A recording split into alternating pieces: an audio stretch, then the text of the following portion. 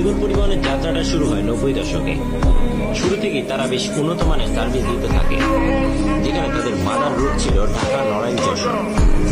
তারা বেশ দাপটের সাথে সার্ভিস দিয়ে দক্ষিণবঙ্গের মানুষের মনে জায়গা করে নেয়।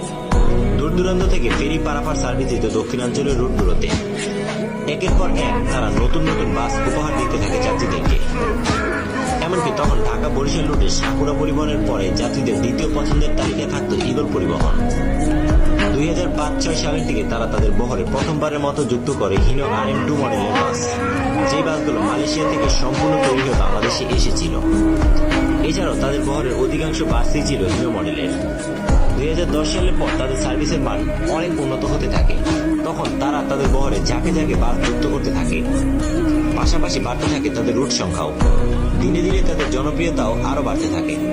দক্ষিণবঙ্গের রোডগুলোতে তাদের সার্ভিস ছিল দেখার মতো। 2019-20 সাল পর্যন্ত তারা বেশ ভালোই সার্ভিস দিতে থাকে। পরবর্তীতে 2020 সালে করোনা লকডাউনের সময় দীর্ঘদিন বাস চলাচল